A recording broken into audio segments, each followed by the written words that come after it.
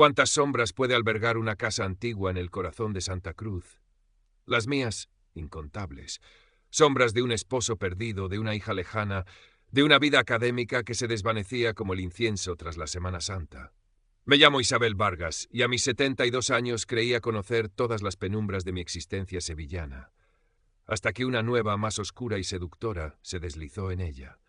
Mi rutina era un tapiz tejido con hilos de costumbre y melancolía. Paseos solitarios por los reales alcázares, donde cada azulejo me susurraba historias de un pasado más vibrante que mi presente. Tardes enteras en el archivo de Indias, no investigando, sino simplemente respirando el polvo de siglos, un bálsamo para mi soledad intelectual. Mi casa, un antiguo Carmen con su patio cuajado de geranios y el murmullo constante de una fuente, era mi refugio, mi biblioteca, mi mausoleo de recuerdos. Rafael, mi esposo, arquitecto de sueños y de algunos de los edificios más discretamente elegantes de la ciudad, se había ido hacía 5 años, llevándose consigo las conversaciones que daban cuerda a mi intelecto. Nuestra hija, Clara, vivía en Berlín, construyendo su propia vida, y aunque hablábamos a menudo, el eco de su ausencia resonaba en los altos techos de la casa. La cátedra de Historia del Arte en la universidad, mi pasión durante 4 décadas, era ya solo un retrato en la pared de mi estudio, junto a la medalla de Alfonso Belsabio. Un martes de abril, con el aire aún preñado del aroma a azahar de los naranjos en flor, decidí asistir a una conferencia en el Museo de Bellas Artes.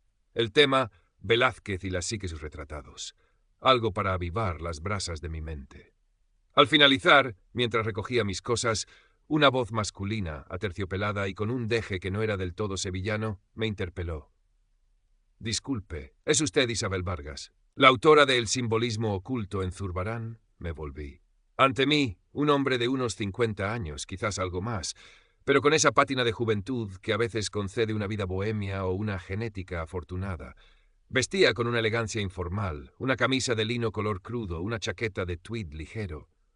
Su cabello entrecano estaba cuidadosamente desordenado, pero fueron sus ojos los que me capturaron, oscuros, profundos, con una chispa de inteligencia y una aparente comprensión que me desarmó. «Sí, soy yo», respondí, sintiendo un rubor insólito trepar por mi cuello. Hacía tanto que nadie me reconocía por mi trabajo, por mi esencia. Mateo Ruiz se presentó, extendiendo una mano firme. Soy un ferviente admirador de su obra. Ese libro cambió mi perspectiva sobre el siglo de oro español. Su sonrisa era cálida, envolvente. Hablamos unos minutos allí mismo, entre el murmullo de la gente que se dispersaba. Mateo demostró un conocimiento erudito, no solo de mi campo, sino de la música, la literatura.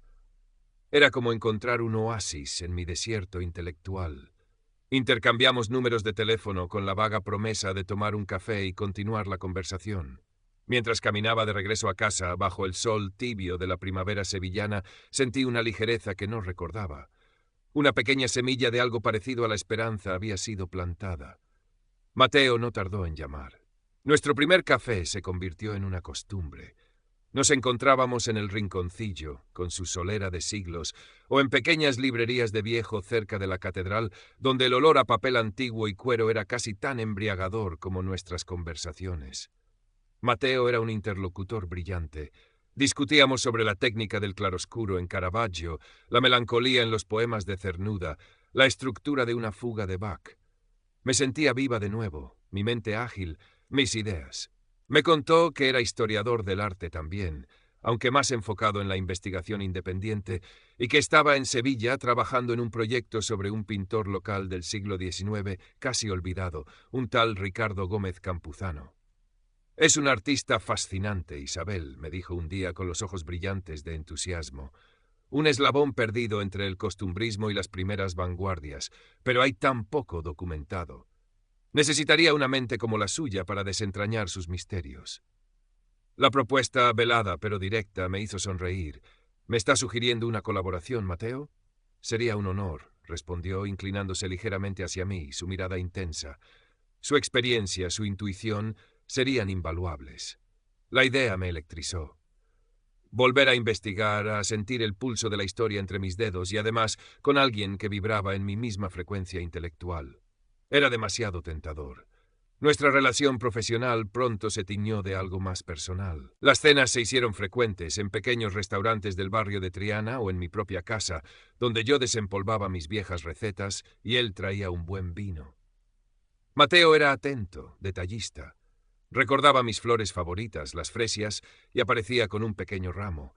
Comentaba con admiración los cuadros de mi colección, no con la codicia del tasador, sino con la sensibilidad del conocedor. Hablaba de su pasado con una estudiada melancolía, una infancia solitaria, una carrera académica frustrada por la envidia de colegas mediocres, un matrimonio fallido. Todo ello dibujaba el retrato de un hombre sensible, herido por la vida, pero con una pasión intacta por la belleza y el conocimiento.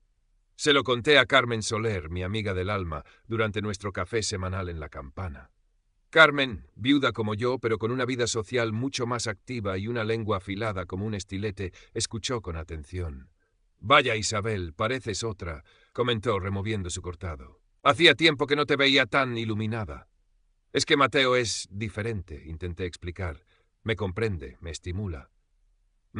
50 y tantos, dice que es guapo, culto, sin un duro aparente y loco por una catedrática jubilada.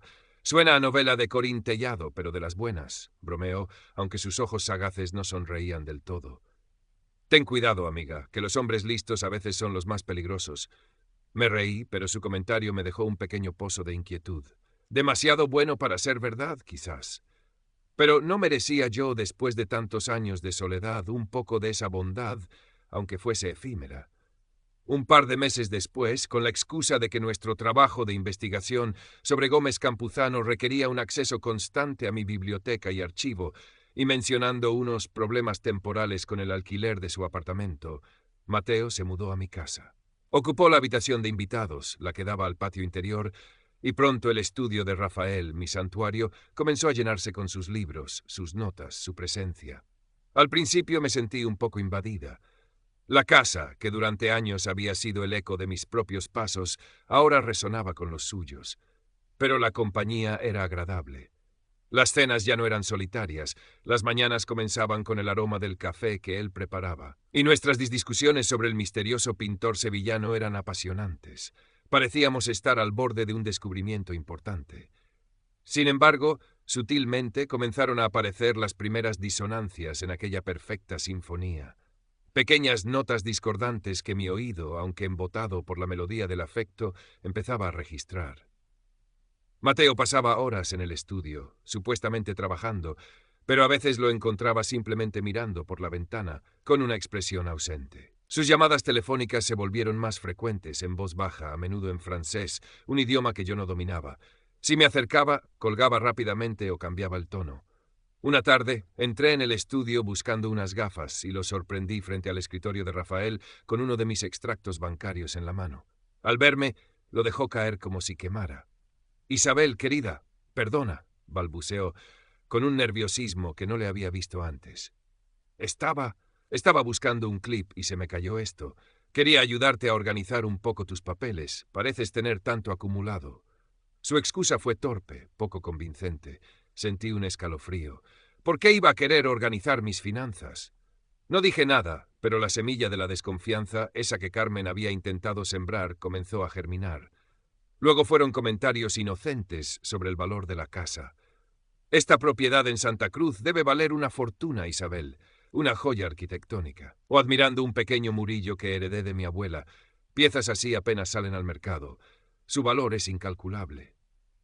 Lo decía con tono de conocedor, pero algo en su mirada me resultó tasador. Carmen vino a cenar una noche. La atmósfera fue tensa. Mateo, usualmente tan encantador, se mostró reservado, casi hostil hacia ella. Discutieron veladamente sobre política, sobre el mercado del arte. Después de que Carmen se fuera, Mateo la criticó abiertamente. «Esa amiga tuya, Isabel, es un poco cínica, ¿no crees? Parece que no le gusta ver feliz a la gente». Me dolió su comentario. Carmen era mi ancla, mi cable a tierra. Pero la influencia de Mateo era fuerte. Comencé a espaciar mis cafés con ella, inventando excusas. Él también empezó a hacer comentarios sobre mi sobrino Javier, el hijo de mi hermana pequeña, un joven ingeniero informático muy brillante que solía visitarme los domingos. «Es un buen chico, Javier, pero quizás un poco intrusivo. Siempre preguntando cosas». Poco a poco, sin darme cuenta, Mateo estaba tejiendo una red a mi alrededor, aislándome sutilmente de mis afectos. La inquietud se convirtió en una compañera constante. Decidí llamar a Javier. Siempre habíamos tenido una relación especial. Él era el hijo varón que nunca tuve, y yo, para él, la tía excéntrica que le hablaba de arte y le regalaba libros raros. Javi, cariño, necesito tu ayuda, le dije por teléfono, intentando que mi voz sonara casual. Este Mateo, mi colaborador, tiene algunas credenciales académicas que me gustaría verificar. Ya sabes, para el proyecto. Podrías buscar algo online. Javier, siempre dispuesto, aceptó sin hacer demasiadas preguntas, aunque noté una leve vacilación en su voz. Unos días después me llamó. «Tita, he estado mirando lo de este señor Ruiz», comenzó con un tono serio que no le era habitual. «Algunas de las universidades donde dice haber dado clases no tienen registro de él. Y esa supuesta monografía sobre el barroco italiano que menciona en su currículum no aparece en ninguna biblioteca ni base de datos académica. Hay algunos perfiles online con su nombre, pero son muy vagos, casi recién creados. Es extraño.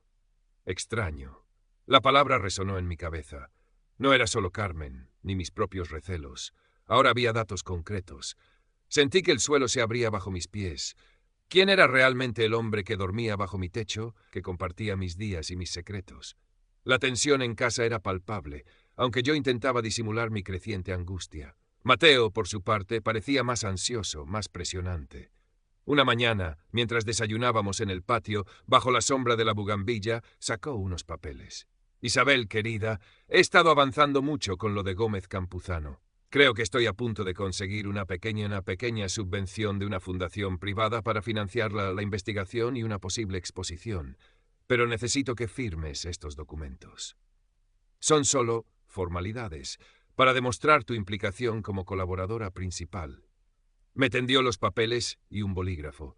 Los tomé con mano temblorosa. La caligrafía era apretada, llena de cláusulas legales que apenas entendía. Sentí una náusea repentina. «Mateo, no me encuentro muy bien», dije, llevándome una mano a la frente. «Creo que necesito recostarme un momento. ¿Podemos ver esto más tarde?» Su rostro se ensombreció por un instante, una fugaz nube de contrariedad que desapareció tan rápido como llegó. «Claro, querida. Por supuesto, descansa. Lo importante es que te cuides». Esa tarde, mientras él estaba supuestamente en una reunión en la universidad, una reunión de la que luego Javier no encontraría rastro, fotocopié los documentos en una pequeña papelería del barrio. Por la noche, con la ayuda de Javier a través de una videollamada, los analizamos. No eran solicitudes de subvención. Eran poderes notariales amplísimos, que le daban a Mateo control total sobre mis bienes y una solicitud de préstamo hipotecario sobre mi casa, por una cantidad exorbitante. La firma que se requería era la mía. «Tita, esto es muy grave», dijo Javier, su rostro pálido en la pantalla. «Este hombre está intentando estafarte. Tenemos que hacer algo». El miedo se convirtió en un nudo helado en mi estómago. Ya no había dudas. Estaba atrapada con un depredador. Los días siguientes fueron una tortura. Tenía que fingir normalidad, sonreír, conversar, mientras por dentro temblaba de pavor y rabia. Me quejé de insomnio, algo que irónicamente era cierto. Mateo, solícito, me ofreció un pequeño frasco con un líquido oscuro. «Es un remedio natural, Isabel. Me lo prepara un amigo farmacéutico. Muy efectivo. Unas gotitas en un vaso de agua antes de dormir y descansarás como un bebé». Su mirada era demasiado insistente, sus manos casi empujando el frasco hacia mí. Recordé la historia original que había leído hacía tiempo, la de aquella mujer coreana, el té drogado. Un escalofrío recorrió mi espalda. «Gracias, Mateo, qué amable», dije, tomando el frasco. «Lo probaré esta noche». Por supuesto, no lo hice. Guardé el frasco en un cajón cerrado con llave. A la mañana siguiente él me preguntó con una ansiedad apenas disimulada si había dormido mejor.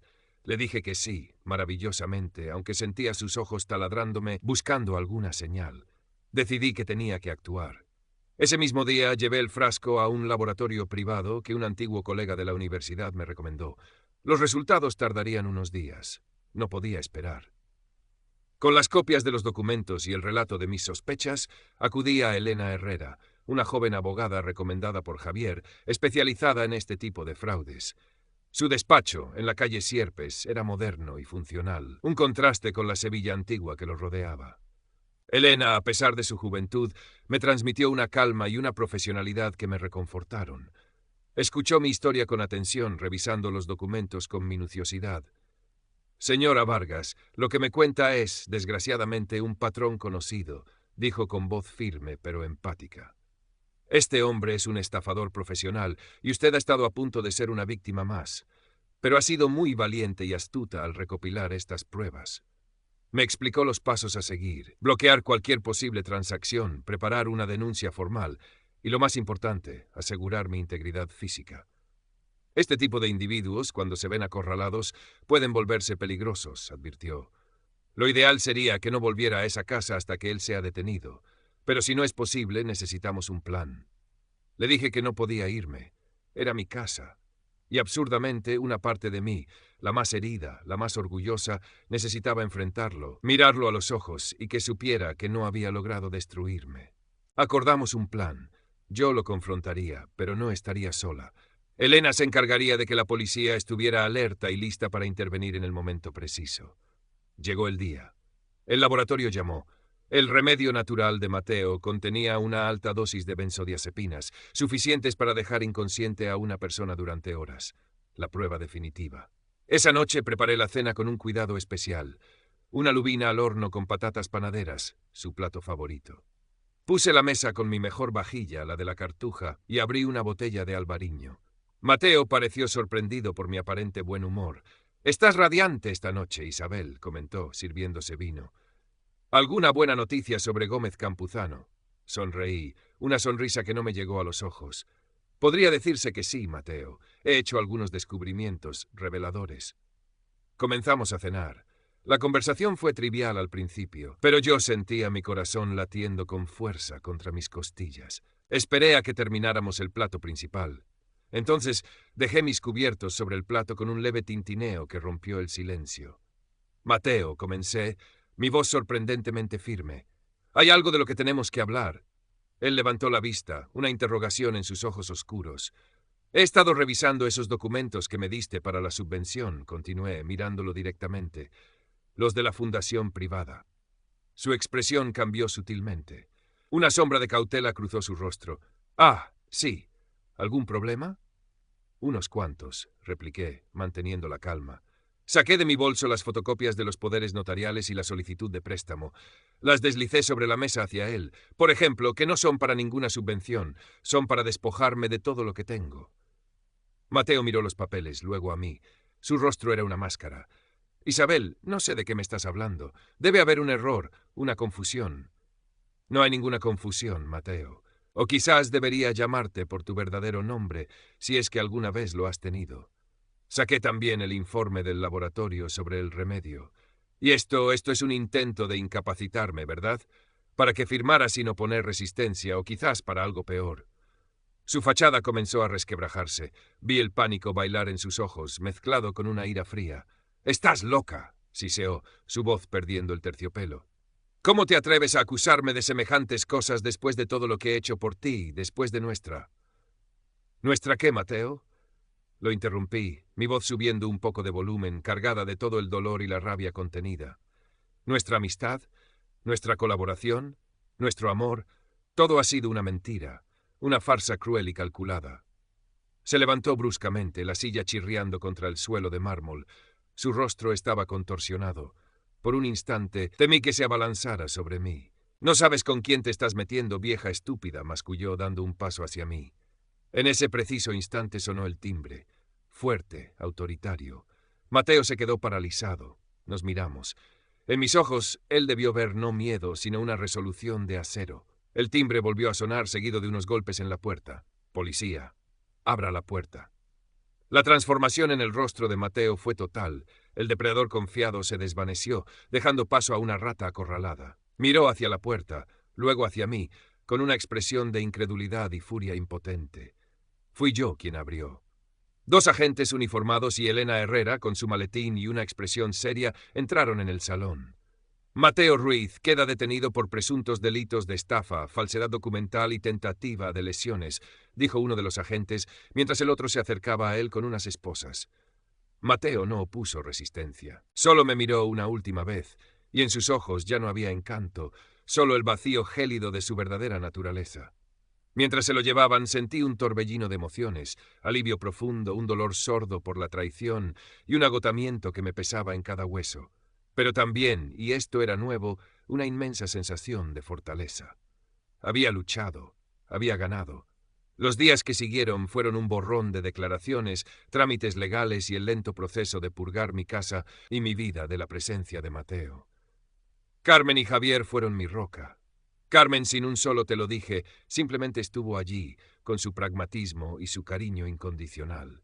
Javier se encargó de cambiar todas las cerraduras, de revisar mis cuentas, de asegurarse de que no quedara ningún resquicio por donde aquel hombre o sus posibles cómplices, porque Elena sospechaba que no actuaba solo, pudieran volver a hacerme daño.